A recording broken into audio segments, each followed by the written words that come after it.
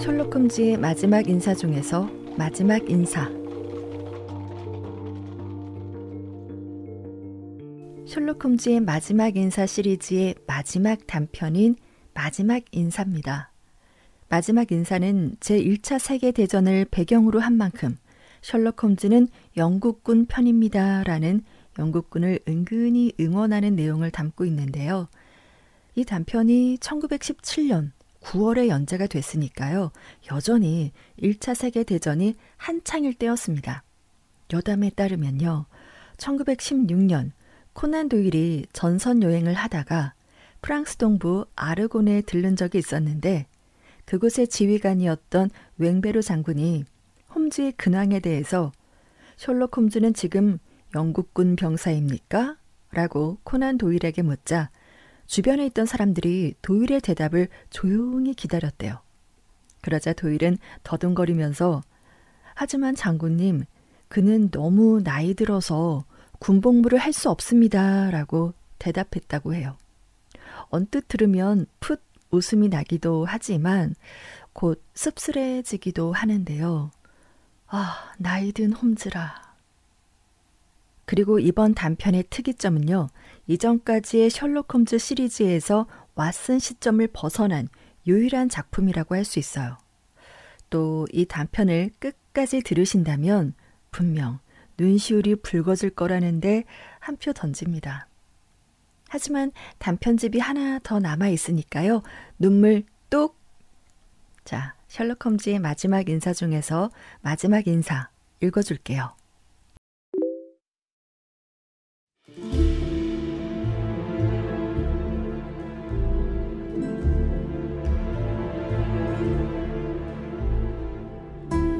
세계 역사상 가장 끔찍했던 8월 2일 밤 9시였다.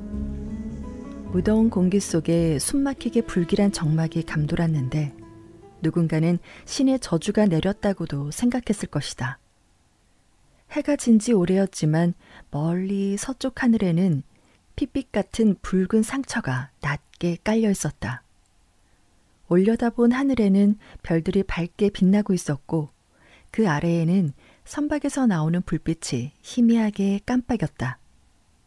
유명한 독일인 두 사람은 키낮은 박공 저택을 뒤로 한 채 정원 산책로 돌담 옆에 나란히 서 있었다. 그들은 폰 보르크가 4년 전 떠돌이 독수리처럼 자리 잡은 거대한 백악 절벽 기슭 아래 넓은 해변을 내려다보고 있었다. 두 사람은 고개를 맞대고 낮은 어조로 은밀한 이야기를 나누었는데 밑에서 보면 두 사람이 피우는 시가 끝의 붉은 빛이 어둠 속에서 빛나는 악마의 두 눈처럼 보였을 터였다. 폰 보르라크는 주목할 만한 인물이었는데 독일 황제 카이저의 충성스런 요원으로 다른 스파이들 중에 그의 능력에 필적할 만한 인물이 없는 독보적인 존재였다. 그에게 가장 중요한 영국 임무가 주어진 것도 그의 뛰어난 재능 때문이었다. 그의 스파이 임무를 알고 있는 사람은 전 세계를 통틀어 6명 뿐이었는데 그들에게 그의 능력은 더욱 부각되었다.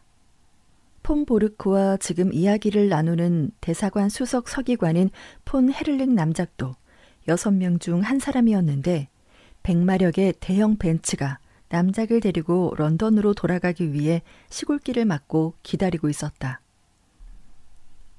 지금 상황으로 보건대 자네는 이번 주 안에 베를린으로 돌아가게 될 걸세. 남작이 말했다. 돌아가면 어마어마한 환영을 받게 될 거야. 이 나라에서 자네가 보여준 활약에 대해 최고의 인사들이 자네를 높이 평가하고 있더군. 나도 우연히 알게 됐네. 폰 헤를링의 거대한 체구와 낮고 묵직한 말투는 그의 정치적 주요 자산이기도 했다. 폰 보르크가 웃으며 말했다. 영국인들을 속이는 건 그리 어렵지 않았습니다. 단순하고 쉬운 사람들이었어요. 글쎄, 남작이 생각에 잠긴 듯 말했다. 그들은 이상한 경계선이 있네. 잘 관찰해야 하지. 외국인은 그들의 겉모습만 보고 단순하고 친절한 사람들이라 생각을 하지만 그게 함정이거든. 그러다 갑자기 벽을 만난 듯 한계에 맞닥뜨릴 때가 있는데 그럴 때는 그들에게 적응할 수밖에 없네. 그러니까 영국인들에게는 섬나라 특유의 배타적인 관습을 가지고 있지. 예절이나 매너 같은 거 말입니까? 폰보르크도 어지간히 시달렸는지 한숨을 내쉬며 말했다. 모든 면에서 기묘하게 드러나는 영국식 편견 말일세. 내가 저지른 실수를 예로 들어보지.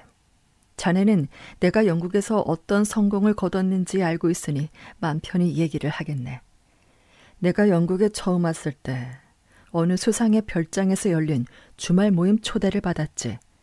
그런데 그곳에서의 대화는 놀라울 만큼 경솔하더군. 네, 저도 갔었습니다. 폰보르크가 고개를 끄덕이며 무뚝뚝하게 말했다. 맞아. 그래서 나는 당연히 그 정보를 요약해서 베를린으로 보냈지. 그런데 불행하게도 우리 수상은 이런 정보를 다루는 데 있어 조금 미숙해서 내가 올린 보고를 공개해버렸네.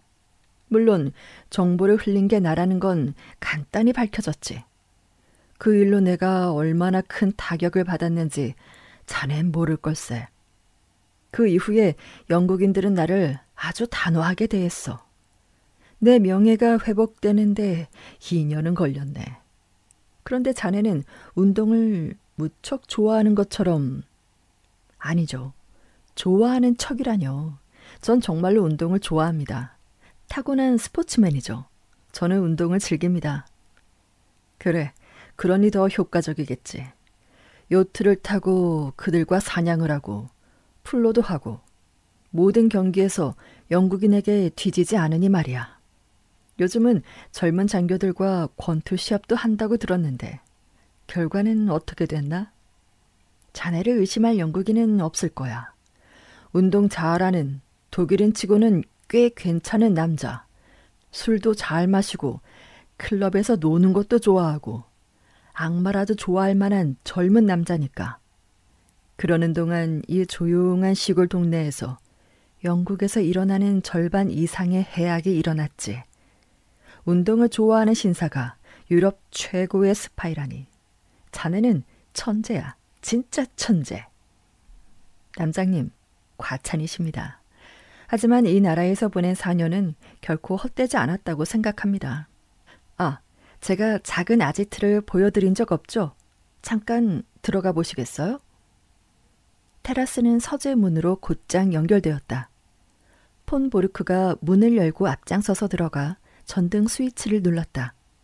거대한 체구의 남작이 들어가자 문을 닫고 격자무늬 창문을 가리고 있던 두꺼운 커튼을 조심스럽게 여몄다.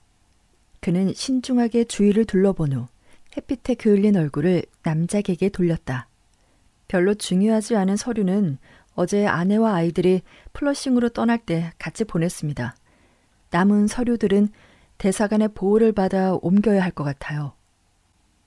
자네 이름은 이미 수행원 명단에 등록을 해두었으니 자네나 자네 서류에 대해서는 걱정하지 않아도 될 걸세. 물론 우리가 출국하지 않을 수도 있고 영국이 프랑스를 그의 운명에 맡길지도 모르니까 말이야. 두 나라는 구속력이 있는 조약을 맺지 않은 게 분명하네. 그럼 벨기에는요? 벨기에도 마찬가지지. 어떻게 그럴 수 있죠? 폰보르크가 고개를 저었다. 두 나라 사이에는 명백한 조약이 있는데 그랬다간 영국은 굴욕에서 회복할 수 없을 겁니다. 하지만 당분간 평화는 유지될 거야. 그럼 영국의 명예는요? 해보게. 우린 실용주의 시대에 살고 있네. 명예는 중세시대 개념일 뿐이야. 게다가 영국은 아직 전쟁 준비가 되어 있지 않지. 우리 독일이 5천만 마르크의 특별 전쟁세를 정했다고 타임즈 일면에 광고한 것처럼 우리의 목적을 분명히 밝혔는데도 영국은 아직도 잠에서 깨어나지 않고 있어. 여기저기서 질문을 받고 답을 하는 게 내 일일세. 그리고 여기저기서 짜증을 내면 그걸 달래는 것 또한 내 일이고. 하지만 영국은 군수품을 저장하거나 잠수함 공격에 대한 대비, 고성능 폭탄 제조 준비에 관해서는 아무것도 준비하고 있지 않지. 그러니 어떻게 영국이 다른 나라 일에 신경을 쓰겠나. 게다가 우리는 아일랜드 내전을 부추겼고 이 나라가 자신들의 나랏일에만 신경 쓸 게 만들 수 있는 방법을 여러 가지로 알고 있거든. 영국도 나라의 장래를 걱정해야 할 텐데요. 그건 또 다른 문제일세. 우리는 영국의 장래에 대해 우리만의 계획을 짜놓았네. 자네의 정보가 우리에게 큰 도움이 될 거야. 영국과는 오늘 싸울 것이냐, 내일 싸울 것이냐 하는 문제일 뿐이지. 영국이 오늘을 선택한다면 우린 완벽하게 준비가 돼 있고 내일이라면 더 확실한 준비가 되어 있을 걸세. 나는 그들이 홀로 싸우는 것보다 동맹국과 함께 싸우는 것이 현명하다고 생각하지만 그건 그들의 문제일 뿐이야. 이번 주는 영국에게 운명의 한 주가 될 걸세. 그런데 좀 전에 서류를 보여주겠다고 하지 않았나? 남작은 안락의자에 앉아 시가를 입에 물었다.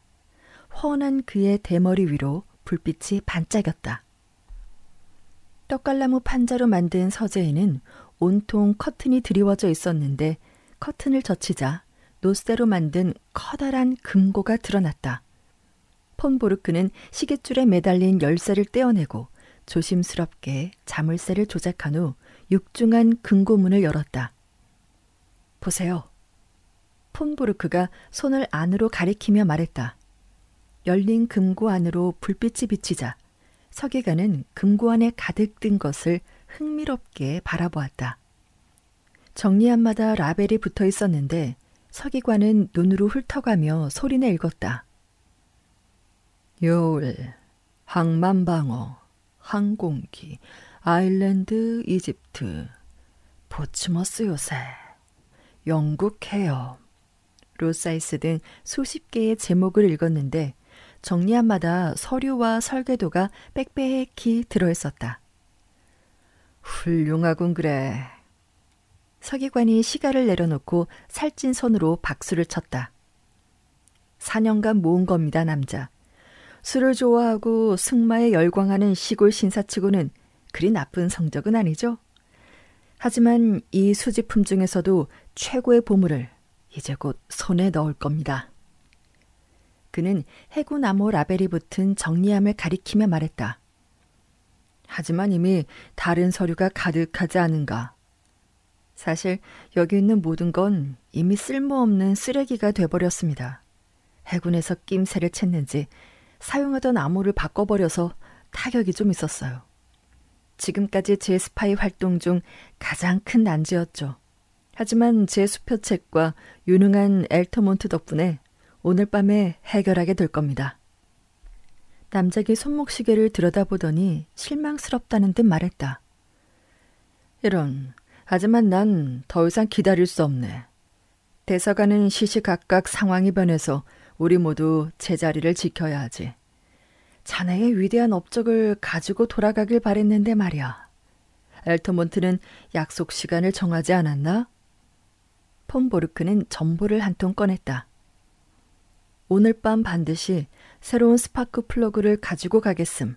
엘터몬트. 스파크 플러그라네. 그는 자동차 전문가인 척하고 있고 저는 큰 차고에 차를 가득 채운 고객인 척하고 있습니다.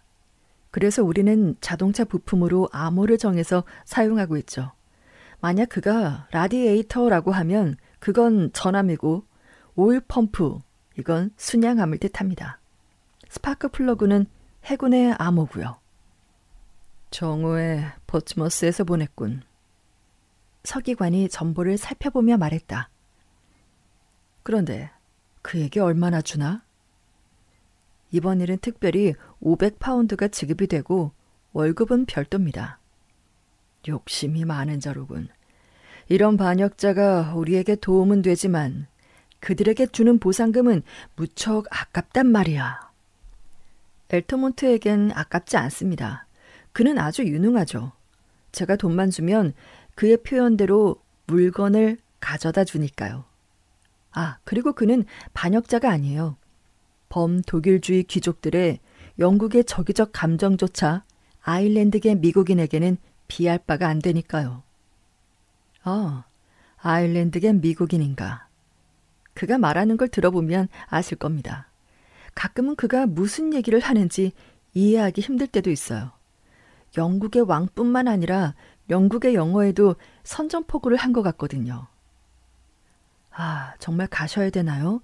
그가 곧 올 텐데요. 미안하지만 이미 시간에 지체됐어. 자네가 내일 아침 일찍 요크공작 계단에 있는 작은 문으로 해군의 암호 서류를 가지고 들어온다면 자네는 영국에서 혁혁한 공을 세우고 영국에서의 임무를 마무리하게 되는 걸세. 아니, 이게 뭔가? 독해의 와인 아닌가? 서기관은 먼지를 뒤집어 쓴 밀폐된 와인을 가리키며 말했다. 쟁반에는 와인잔 2개가 놓여 있었다. 가시기 전에 한 잔 드릴까요? 아니, 괜찮네. 그나저나 거하게 한 잔 할 생각인가 보군. 엘터몬트는 와인을 상당히 좋아하는데 특히 이 토케이를 좋아합니다. 상당히 민감하고 까다로운 사람이라 사소한 일에도 신경을 써줘야죠. 한마디로 연구 대상입니다. 그들은 다시 테라스로 걸어 나갔고 아래서 기다리던 남작의 운전사가 차에 시동을 걸었다. 저건 하이리치 항구의 불빛인가? 남작이 더스트코트를 걸치며 말했다. 고요하고 평화로워 보이는군. 하지만 일주일도 지나지 않아 다른 불빛으로 보일 테고 영국 해안은 쑥대밭이 되고 말 거야. 제펠린이 우리에게 약속한 일이 모두 이루어진다면 하늘도 평화롭지 못할 테고 말이야. 그런데 저게 누군가? 그들 뒤에 불이 켜진 창문이 하나 있었는데 램프 옆에 모자를 쓰고 앉아있는 노파의 모습이 보였다. 노파는 몸을 구부리고 뜨개질을 하고 있었는데 가끔 걸상 위에 웅크리고 있는 검은 고양이를 쓰다듬었다. 유일하게 남아있는 하녀 마사입니다. 서기관이 껄껄 웃었다. 전형적인 영국인의 모습이로군. 자기 일에 완전히 몰입해서는 편안하고 졸려 보이는 게 말이야. 그럼 곧 다시 만나세, 폰보르크. 그는 손을 흔들며 자동차에 올라탔다. 잠시 후 헤드라이트에서 나온 2줄기의 원통형 황금 불빛이 어둠을 갈랐다. 그는 호화로운 리무진 좌석에 편안히 몸을 기댄 채 임박한 유럽의 비극을 생각하느라 마을 도로를 지날 때 소형 포드가 반대 방향에서 달려와 그를 스치고 지나가는 것을 보지 못했다. 폰보르크는 자동차 불빛이 사라지자 천천히 서재로 돌아왔다. 그가 지나갈 때 그의 늙은 하녀가 램프를 끄고 자러 가는 걸 보았다. 가족과 하인들로 늘 북적거리던 넓은 저택에 하녀와 자신 둘뿐이라니. 침묵과 어둠이 내려앉은 이곳에 노파를 빼면 혼자라고 생각하자 기분이 묘했지만 가족들이 모두 안전하다고 생각하니 그는 안심이 됐다. 서재에는 정리해야 할 작업이 많이 남아 있었다. 그는 잘생긴 얼굴이 벌겋게 달아오를 때까지 필요 없어진 서류들을 불태웠으며 금고 안에 있는 귀중한 서류를 꺼내 가죽 가방에 넣었다. 바로 그때 그의 예민한 귀가 멀리서 들리는 자동차 소리를 들었다. 폰보르크는 만족스럽다는 듯 탄성을 지르며 가방을 끈으로 묶고 금고를 닫은 후 자물쇠로 잠그고 서둘러 테라스로 나갔다. 때맞춰 문 앞에 멈추는 자동차 불빛이 보였다. 차에서 내린 누군가가 그를 향해 다가왔고 회색 콧수염을 기른 나이 든 운전사가 밤이 셀 때까지라도 기다리겠다는 듯 앉아 있었다. 어떻게 됐습니까? 폰보르크가 손님을 맞이하며 물었다. 남자는 대답 대신 갈색 종이 꾸러미를 머리 위로 의기양양하게 흔들어댔다. 오늘 밤엔 너를 환대해 줘야 할 거요. 마침내 해냈으니까. 남자가 외쳤다. 아몬가요? 정보를 알린 그대로요. 수기 신호, 램프 신호, 무선 신호. 그런데 원본이 아니라 복사본이요. 원본은 너무 위험하니까. 하지만 원본과 같은 것이니 안심해도 돼요. 남자가 거칠게 독일인의 어깨를 치자 폰 보르크가 움찔했다. 들어오세요. 저 혼자 했습니다. 이걸 기다리고 있었죠. 물론 원본보다 사본이 안전하죠. 만약 원본이 없어진 걸 알면 그들은 또다시 바꿀 테니까요. 복사본은 안전하겠죠? 아일랜드계 미국인은 서재로 들어가 안락 의자에 앉아 그의 긴 다리를 쭉 뻗었다. 그 남자는 60세 정도 되었으며 키가 크고 수척했고 이목구비는 뚜렷했으며 작은 염소 수염을 기르고 있어 미국 만화책에 나오는 엉클샘과 닮아 있었다. 그는 반쯤 피우다만 시가에 다시 불을 붙였다. 이사 준비를 하시나 봅니다. 남자가 주위를 둘러보며 말했는데 곧 그의 시선이 커튼이 젖혀진 금고에 닿았다. 이런, 저런 곳에 서류를 보관하고 있었던 건 아니겠죠? 왜요? 그러면 안 됩니까? 이렇게 쉽게 열릴 수 있는 금고라니. 당신을 스파이로 의심하기 딱 좋군요. 양키 도둑이라면 깡통 따기로도 쉽게 열어버릴 거요. 만약 내 편지가 저런 곳에 있다는 걸 알았다면 절대로 당신에게 편지를 보내지 않았을 거요. 저 금고는 누구도 열 수 없어요.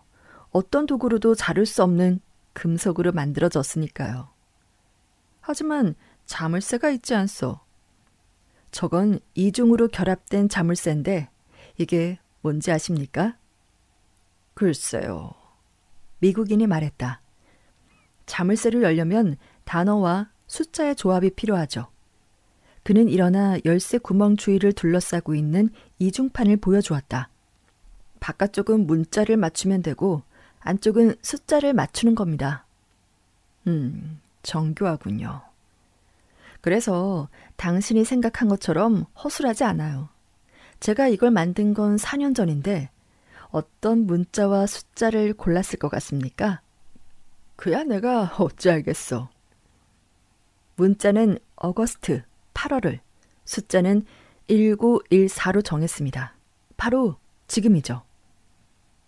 미국인의 얼굴에는 놀라움과 감탄한 표정이 역력했다. 놀랍군요. 전쟁이 일어날 시기를 정확히 맞추다니. 그래요. 우리 중에 몇 명은 날짜까지 정확히 맞췄습니다.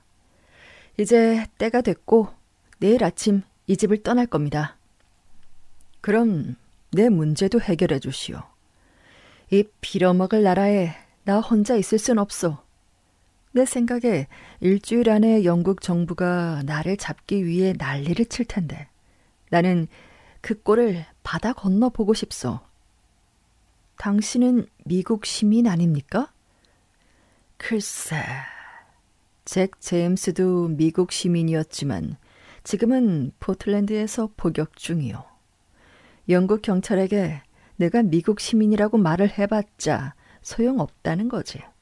그들은 여기는 영국인이 영국법을 따라야 한다고 대답할 뿐이요. 그건 그렇고 잭 제임스 말이 나와서 하는 말인데 내가 보기에 당신은 부하들을 보호하는 일에 소홀한 것 같소. 무슨 뜻입니까? 폼보르크가 날카롭게 물었다. 당신은 그들의 고용주요. 그렇지 않소? 그렇다면 그들의 신분이 들통나지 않게 지켜줘야 할 텐데 당신은 그런 노력을 하지 않는 것 같다는 말이지.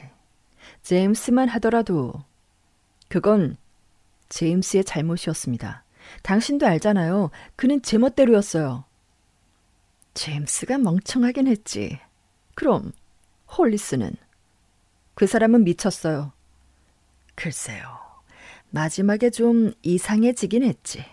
하지만 아침부터 저녁까지 자신을 경찰에 신고할 수 있는 100명의 사람들을 속여야 한다면 머리가 이상해지는 것도 당연한 거 아니요? 그럼 스타이너는? 폼 보르크의 얼굴이 붉어지는가 싶더니 창백해졌다. 스타이너에게 무슨 일이 생겼습니까? 잡혔소. 어젯밤에 그의 가게가 급습을 당했고 그는 그의 서류와 함께 버츠머스 감옥으로 끌려갔소. 당신이야 훅 떠나면 그만이겠지만 그 친구는 지금부터 고통을 당해야 하지. 목숨이라도 건질 수 있다면 운이 좋은 거고. 그래서 나도 당신처럼 하루빨리 바다를 건너가고 싶은 거요. 폰 보르크는 강하고 자제력이 강한 사람이었지만 그 소식을 듣고 큰 충격을 받았다. 어떻게 그들이 스타이너를 찾아냈을까요? 정말이지 최악이군. 그가 중얼거렸다. 그보다 더 나쁜 소식이 있어. 그들이 나도 의심하고 있으니까. 그럴 리가요. 확실하오. 브레턴에 있는 내 하숙집 주인이 조사를 받았다는 소식을 듣고 서둘러 떠나야겠다고 생각을 했어. 하지만 내가 알고 싶은 건 경찰이 어떻게 알았을까 하는 거요. 스타이너는 내가 당신과 일하면서 5번째로 잡힌 사람인데 서두르지 않으면 내가 6번째가 될 거요. 이 일을 어떻게 설명하겠어?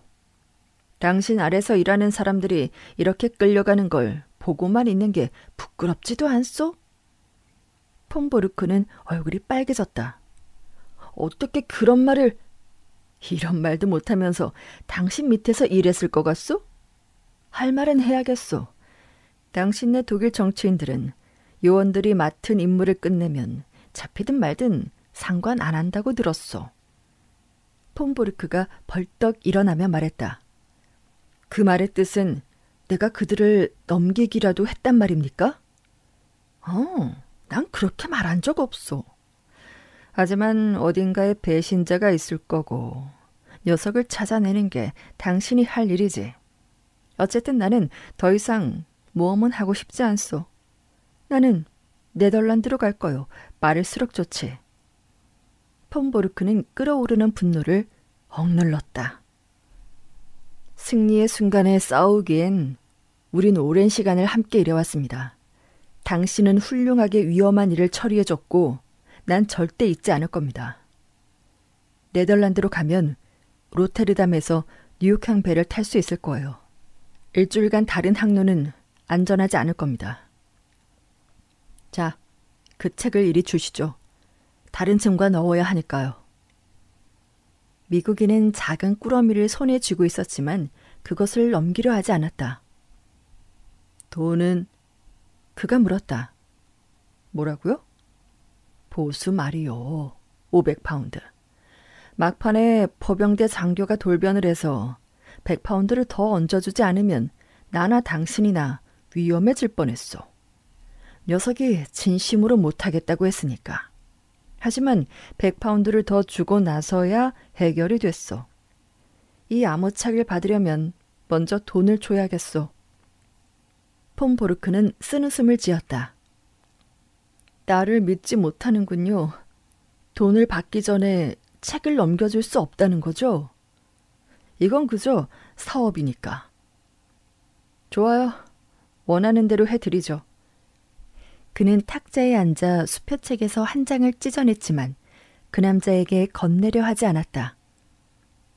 엘터먼트, 결국 우리가 이런 사이가 될 거라면 당신이 나를 믿지 못하는데 왜 나는 당신을 믿어야 하는 건지 모르겠군요.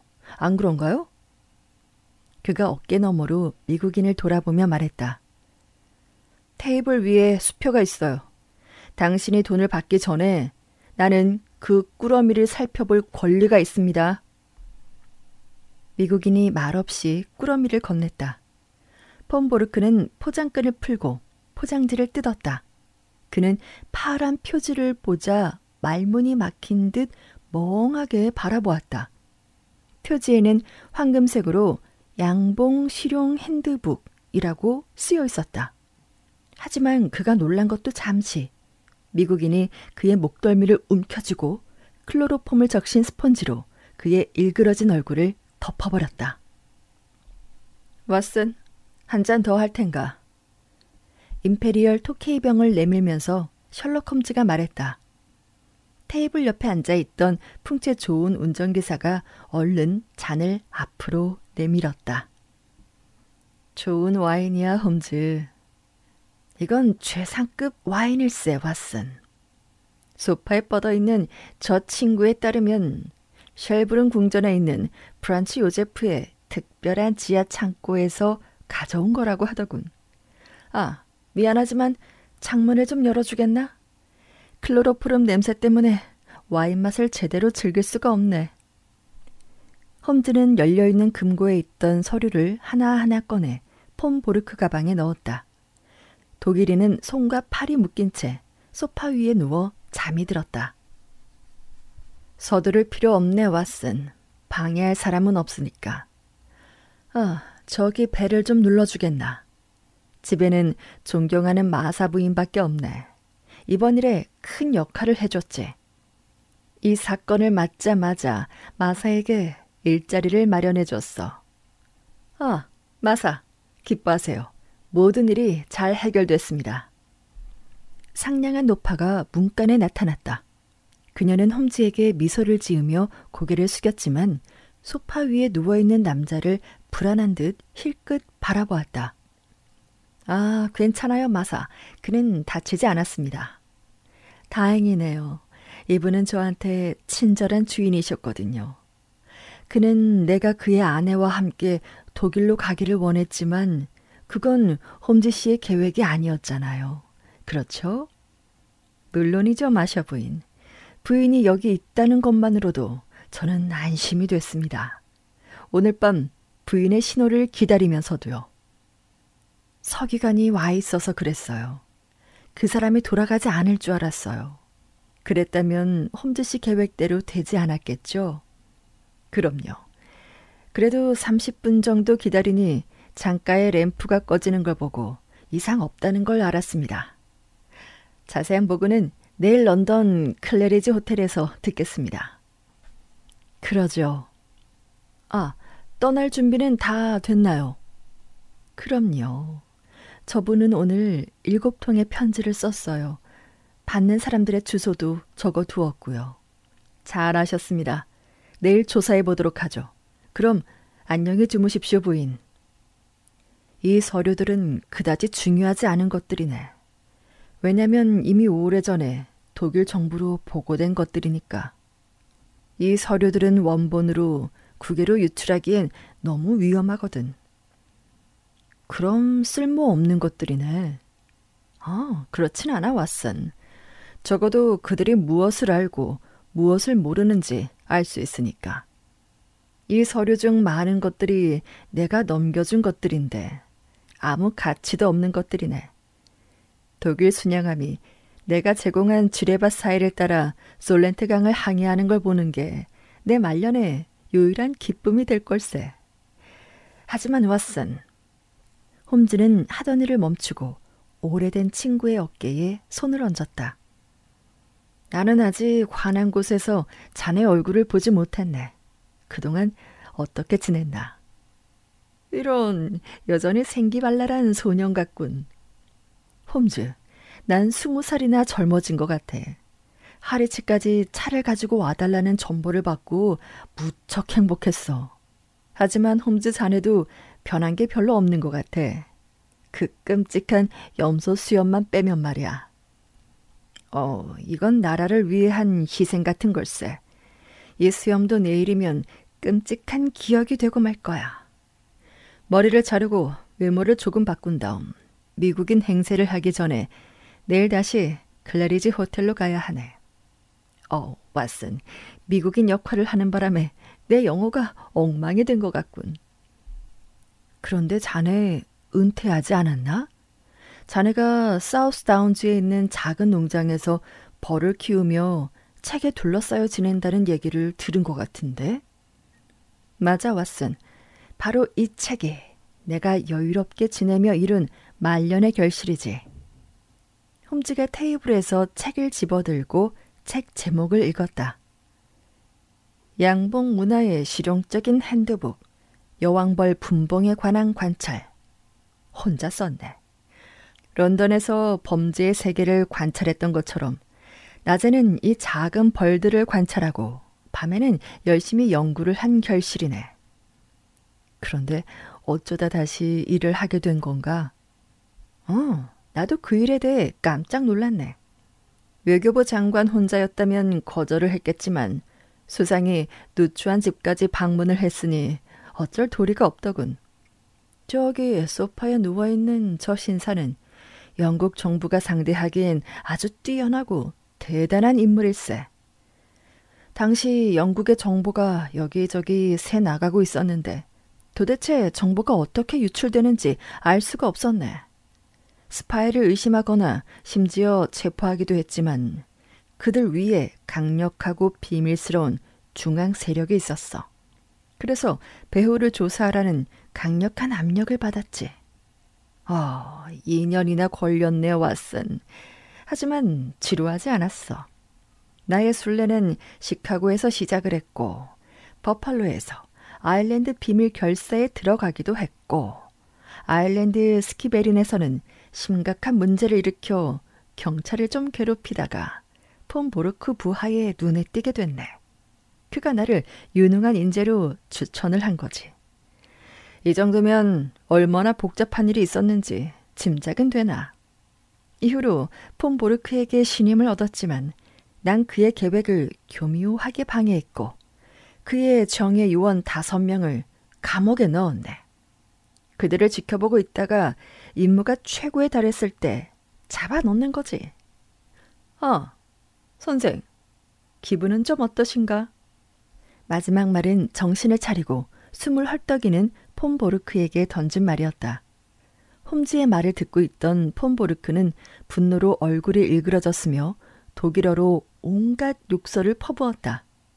홈즈는 난리를 치는 죄수에게 눈길도 주지 않은 채 서둘러 서류를 살폈다. 독일어는 음악적이진 않지만 표현은 모든 언어들 중에서 가장 최고라네. 폰보르크가 지쳐서 입을 다물자 홈즈가 말했다. 이런. 다른 새를 또 한 마리 잡아야겠군. 오랫동안 주시해왔지만 그 회계원이 이렇게 나쁜 사람일 줄이야. 폰보르크 씨, 당신이 책임져야 할 일이 참 많습니다. 죄수는 소파에서 간신히 몸을 일으켰고 놀라움과 증오가 뒤섞인 눈으로 납치범을 바라보았다. 그리고 천천히 신중하게 말했다. 엘터몬트, 언젠간 복수해 주마.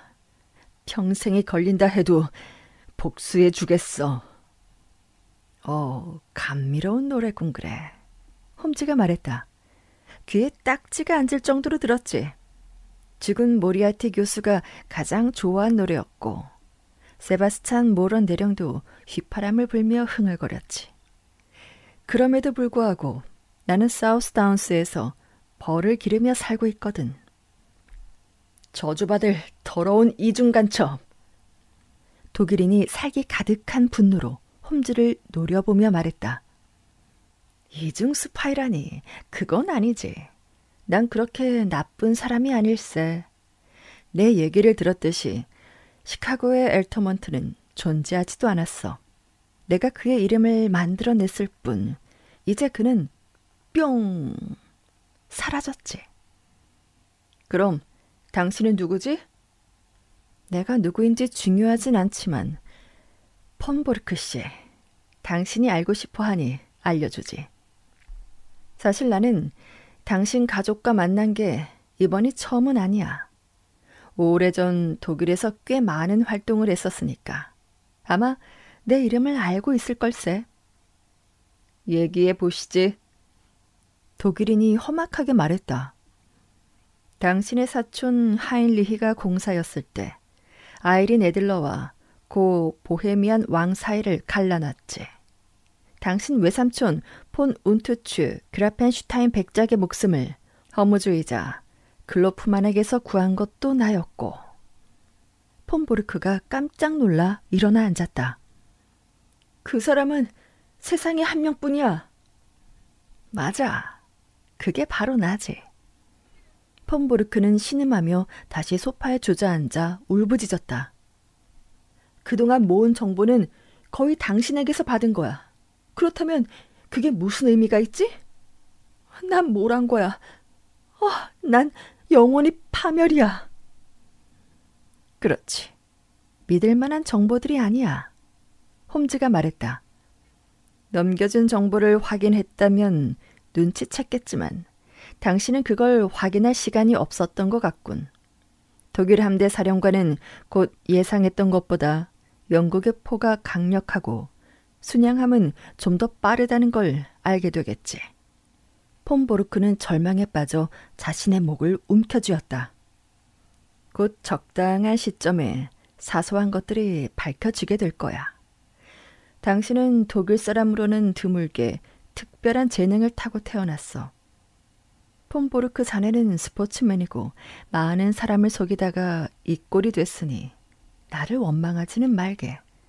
당신은 당신의 나라를 위해 최선을 다했고 나는 내 나라를 위해 최선을 다했으니 이보다 공평한 일이 또 있겠나.